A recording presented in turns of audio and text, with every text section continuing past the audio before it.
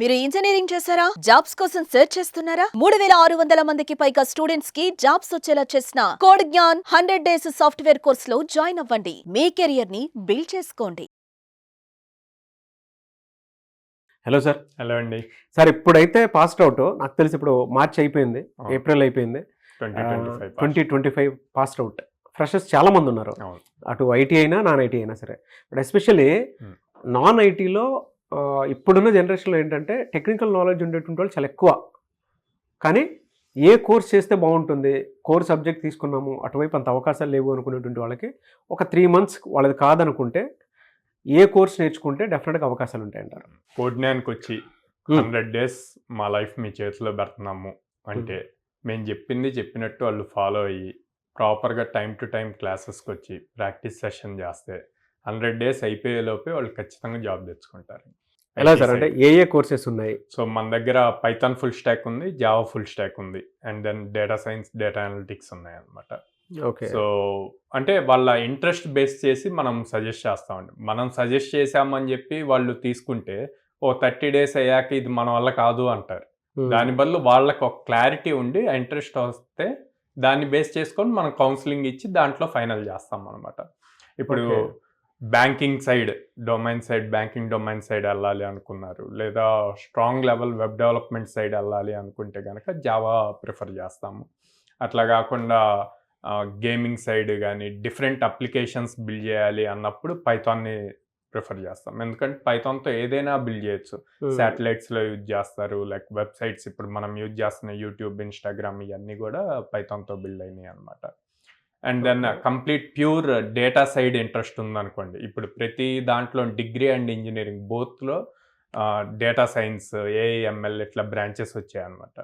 So data side interest ఉంటే కనుక data analytics కానీ డేటా సైన్స్ కానీ మనం సజెస్ట్ చేస్తాం. సో ఇదంతా కూడా స్టూడెంట్ యొక్క క్యాపబిలిటీ బేస్ చేసుకొని కౌన్సిలింగ్లో సజెషన్ అన్నది ఇస్తాం అనమాట. ఏఐ కూడా ఉందండి? ఏఐ కూడా ఉందండి. సో వాళ్ళు డేటా సైన్స్ చదివారు కాబట్టి మేము డేటా సైన్స్ కోర్సే తీసుకుంటామంటే మనం సజెస్ట్ చేయమండి డేటా సైన్స్. ఎందుకంటే ఒక్కొక్క దానికి ఒక్కొక్క ప్రీ రిక్విసైట్స్ ఉంటాయి. ఆ ప్రీ రిక్విసైట్స్ అన్నవి వాళ్ళు ఆల్రెడీ ఉన్నాయా లేవా అన్నది చెక్ చేస్తాం కౌన్సిలింగ్లో. ఫర్ సపోజ్ ఏఐ కానీ డేటా సైన్స్ కానీ తీసుకోవాలంటే స్ట్రాంగ్ మ్యాథమెటికల్ ఫౌండేషన్ ఉండాలి, మ్యాథ్స్ అన్నది బాగా రావాలి. అదే జావా తీసుకోవాలనుకోండి అసలు ప్రోగ్రామింగ్ మీద ఇంట్రెస్ట్ ఉండాలి ఫస్ట్. అదే పైథాన్ తీసుకోవాలనుకోండి, ఓకే నేను సాఫ్ట్వేర్ డెవలపర్ అవ్వాలి, లిటిల్ బిట్ ఈజీ కోడింగ్ ఉండాలి అంటే పైథాన్ సజెస్ట్ చేస్తాం. ఇట్లా ఒక్కొక్క దానికి ఒక్కొక్కటి ఉంటుంది. సో దాన్ని బేస్ చేసి మనం సజెస్ట్ చేస్తాం.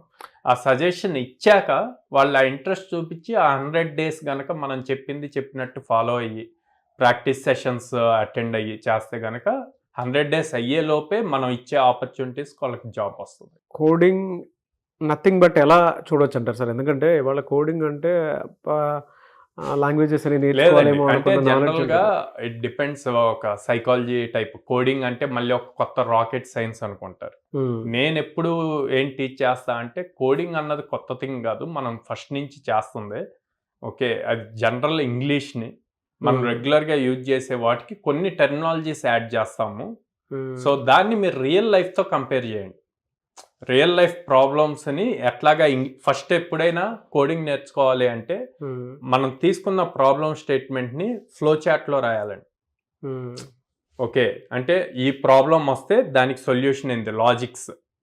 ఓకే, ఇప్పుడు ఫర్ సపోజ్ మనం వెళ్ళి ఒక కిడ్ని ఆర్ ఒక స్టూడెంట్, ఇంజనీరింగ్ చదువుతున్న స్టూడెంట్ని పేరెంట్ని వెళ్ళి అడిగాడు ల్యాప్టాప్ కొనుక్కుంటాను అని. వాళ్ళ ఫాదర్ ఓకే 50,000 రూపీస్ లోపల కొనుక్కోమన్నారు. ఓకే, తన దగ్గర పాకెట్ మనీ ఉంది. సో దాన్ని ఎట్లా సింపుల్గా రాస్తాడు, దాన్ని ప్రోగ్రామింగ్లో రాయగలగాలి. సేమ్ సినారియోని ఎలా రాస్తాడు, ఫస్ట్ ఫ్లో చార్ట్ రాయాలి. ఫ్లో చార్ట్ ఏంది, రిక్వైర్డ్ ల్యాప్టాప్. ఓకే, ఎస్ అయితే కాంటాక్ట్ ఫాదర్ ఎంత బడ్జెట్కి అప్రూవ్ చేశాడు. ఓకే, 50,000 ఫాదర్ ఇస్తా అన్నారు. తను ల్యాప్టాప్ పర్చేస్ చేయడానికి షాప్కి వెళ్ళాడు. ఓకే, లెస్ దాన్ 50 ఉంటే డైరెక్ట్ పర్చేస్ చేస్తాం. ఓకే, గ్రేటర్ దాన్ 50 అయితే ఎంత అమౌంట్ ఉంది, అప్పుడు ఆ అమౌంట్ని ఎలా ఫుల్ఫిల్ చేస్తాం, తన దగ్గర పాకెట్ మనీ ఉందా, పాకెట్ మనీ ఉంటే యాడ్ చేసి ఆ ల్యాప్టాప్ పర్చేస్, లేకపోతే నో. ఇట్లాగ ఫ్లో చార్ట్ చేయాలి. దీన్ని మళ్ళీ ప్రోగ్రామింగ్లోకి కన్వర్ట్ చేస్తాం.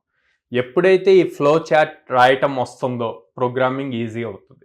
ఓకే. అంటే వచ్చిన ప్రాబ్లమ్ స్టేట్మెంట్ తనకి ఈజీగా అర్థం అవ్వాలి. సో బేసిక్ సెన్స్ తెలుసు. అవును. లాజికల్ థింకింగ్ అక్కడే అంటాం. ఆ లాజికల్ థింకింగ్ ప్రాపర్గా చేయగలిగితే కనుక ఈజీ అవుతుంది. సో అందుకే మన దగ్గర కోడ్నాన్లో టెక్నికల్తో పాటు లాజికల్ రీజనింగ్ కూడా నేర్పిస్తాం. అప్పుడు ఈజీగా జాబ్స్ మనం చూపించిన ఆపర్చునిటీస్ ఈజీగా క్రాక్ చేయగలుగుతారు. ఎలా సార్ అంటే 100 days వాళ్ళకి కాదనుకుని ఇక్కడ దాకా వస్తారు. పర్ మంత్ వాళ్ళకి ఎన్ని అవకాశాలు మీరు చూపించే విధంగా ఉంటుంది సార్? 800+ కంపెనీస్తో టైప్ ఉంది.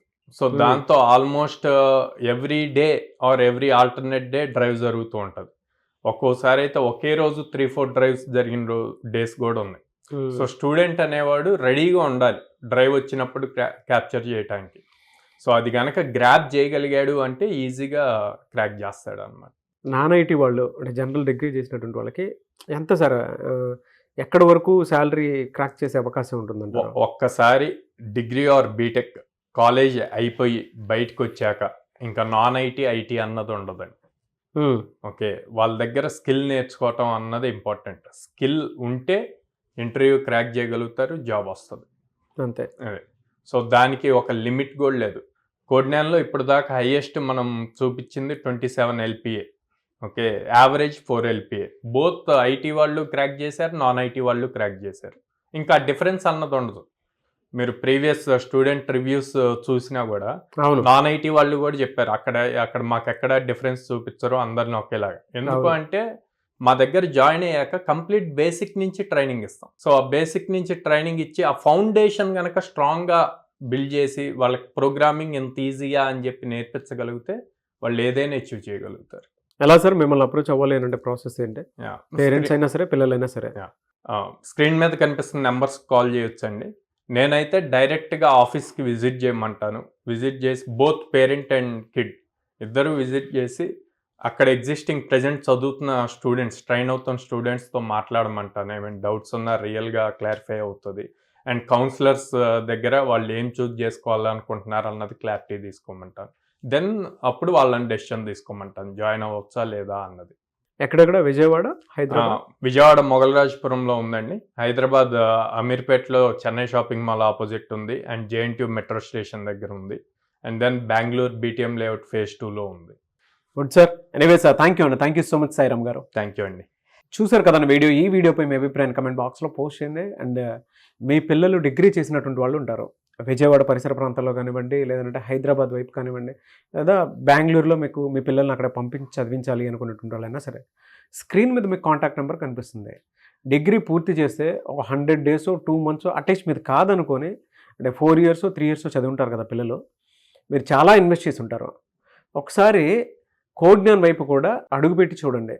ఈవెన్ పేరెంట్స్ అయినా సరే మీరు విజిట్ చేయండి, డెఫినెట్గా మీకు తెలుస్తుంది. ఏదైనా సరే సాఫ్ట్ స్కిల్స్ డెవలప్ అవ్వాలన్నా, కాన్ఫిడెన్స్ బిల్డ్ అవ్వాలన్నా, లేదు 10 మందిలో మాట్లాడలేకపోతున్నారు, ఆ గ్రూప్ డిస్కషన్లో దాన్ని ఎలా ఫేస్ చేయాలి అనేటువంటి విషయం తెలుసుకోవాలనుకున్నా కూడా, అంటే మీ పిల్లల కెరీర్ని మీరు మీ కంటి ముందు చూసుకోవాలి అనుకుంటే మాత్రం కోడ్నాన్లో డెఫినెట్గా జాయిన్ చేయించవచ్చు.